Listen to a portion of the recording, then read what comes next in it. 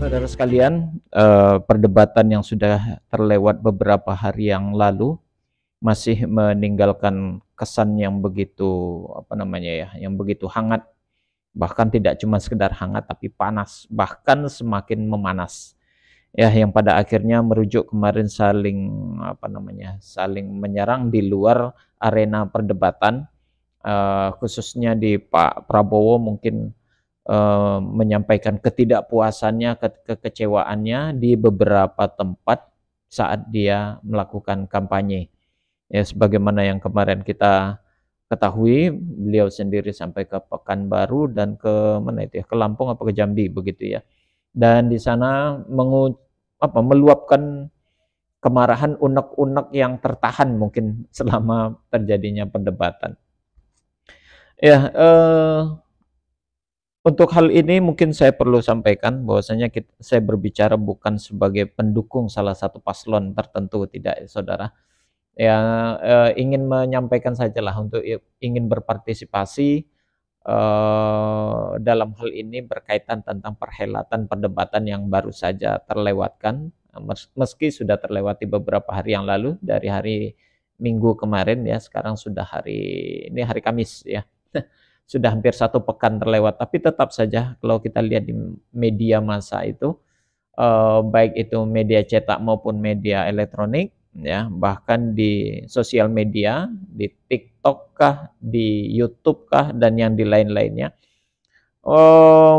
informasi-informasi dan berita-berita tentang perdebatan itu masih terasa hangat, ya, masih terhangat. Seolah-olah kejadian itu, perdebatan itu baru saja terjadi kemarin sore, seolah-olah begitu.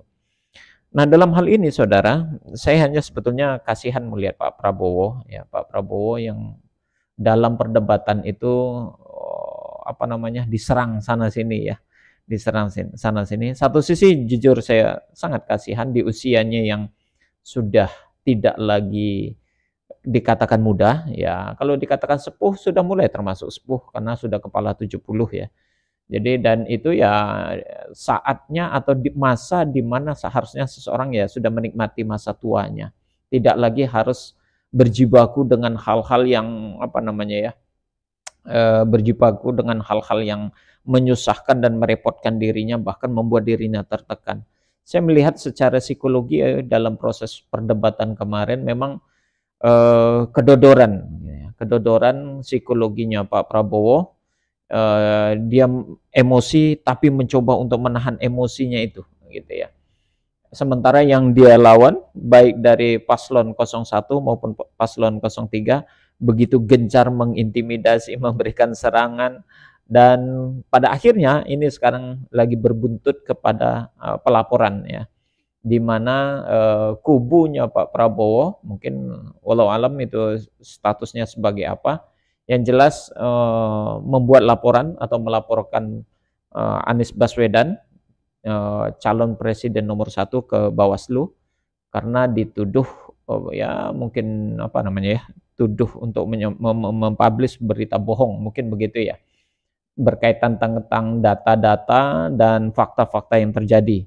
Bahkan juga kubunya Ganjar Pranowo, ya, Pak Ganjar juga selentingan-selentingan yang beredar adalah dia juga dilaporkan begitu ya.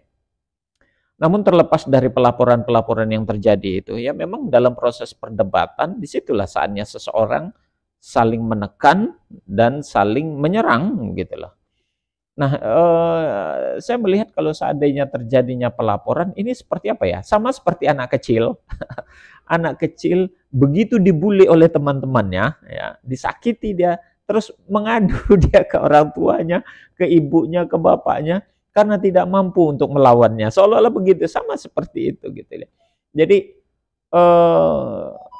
terintimidasinya Pak Prabowo dalam hal ini membuat apa namanya ya, para pendukungnya tuh jadi panik gitu ya, sehingga pada akhirnya terjadilah pelaporan itu.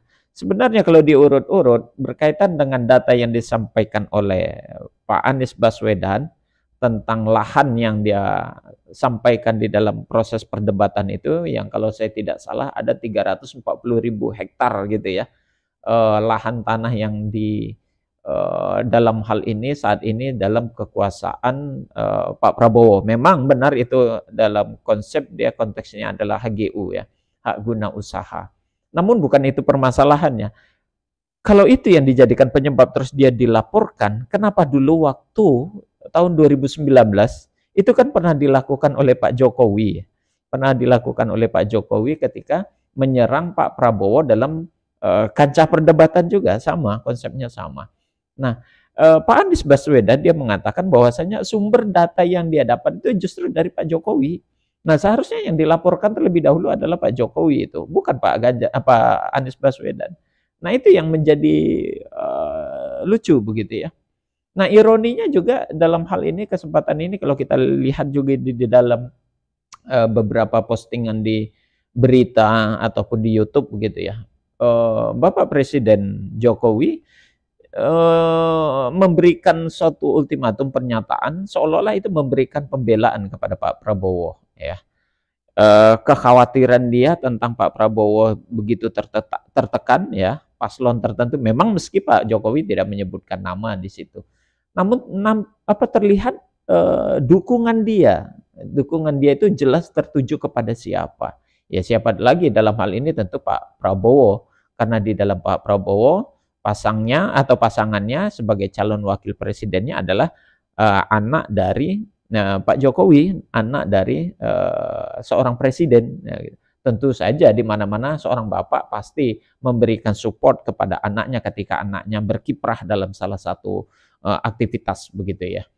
Nah, dalam hal ini tentu terlihat ketidaknetralan jadinya. Tidak netral posisi Pak Jokowi dalam hal ini sebagai presiden. Nah, di satu sisi terkesan tanda kutip ya, terkesan Pak Jokowi seolah-olah jadi tim suksesnya Pak Prabowo jadinya. Saya jadi nggak habis pikir juga begitu ya. Kenapa harus presiden ikut campur dalam hal bela-membela dalam hal ini? Seharusnya ya berikanlah kebebasan, bukankah presiden harusnya netral, fair dalam hal ini, tidak boleh berpihak kepada salah satu paslon. Sekali lagi meski itu tidak terucapkan, namun terlalu jelas dan terlihat bahwasanya posisi Pak Jokowi sekarang berpihak kepada salah satu paslon, yakni Pak Prabowo begitu ya. Ya sekali lagi alasannya tentu di situ karena ada anaknya sebagai wakil dari Pak Prabowo. Nah jadi sekarang itu terlihat dan nampak demokrasi atau demokrasi demokrasi yang ada di negara ini jadi tidak terlihat fair gitu lah, tidak terlihat demokrasinya itu. Nah, dan satu lagi Pak Prabowo dalam satu saat dia klarifikasi setelah perdebatan itu terjadi, ada ucapan yang menurut saya juga blunder. Kenapa saya katakan blunder? Dia mengatakan satu kalimat di situ, saya yakin ini kalimat ini tertuju kepada Pak Anies dan ya tentunya Pak Anies lah mungkin. Jangan karena ambisi gitu ya, seolah-olah jangan karena ambisi terus mencederai publik, membohongi publik dengan data-data yang tertentu gini.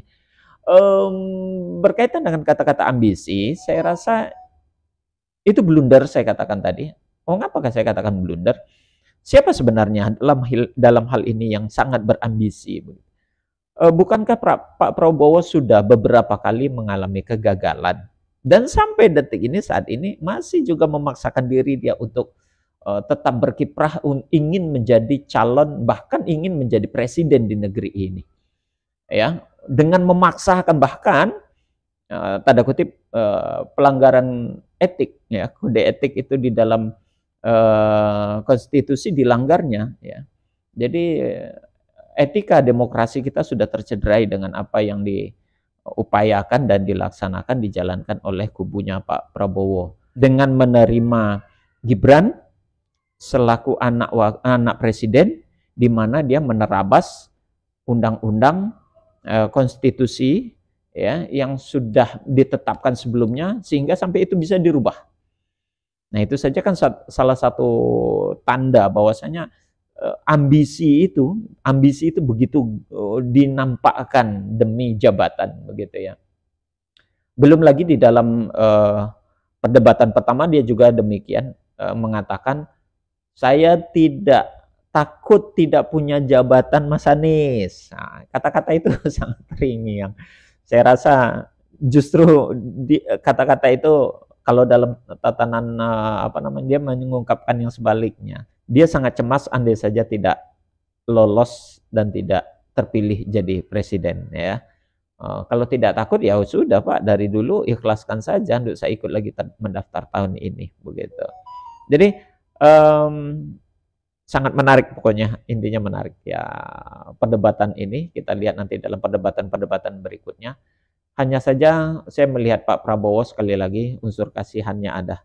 Seharusnya beliau menikmati masa tuanya dengan ya dengan tenang, dengan nyaman, dengan santai. Apalagi yang harus dia kejar. Dia pengusaha, hartanya begitu meluap dan banyak begitu ya. Tidak ada lagi yang harus dia kejar di usia tuanya itu begitu.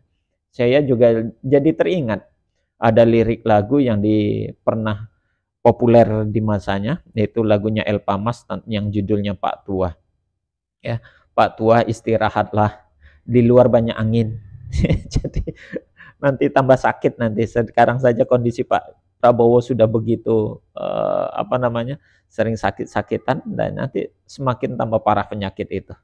Demikian saudara, semoga ini bermanfaat dan menjadi intibar bagi kita, khususnya bagi para pendukung Pak Prabowo. Mungkin kalau seandainya ini, ya kalau mana tahu bisa didengar, dan kalau tidak sih tidak masalah, ini hanya menyampaikan unek-unek saja. Demikian kita tutup dengan kafaratul majelis. Subhanakallahumma wa bihamdika asyhadu an la ilaha illa anta astaghfiruka wa atubu ilaik. Assalamualaikum warahmatullahi wabarakatuh.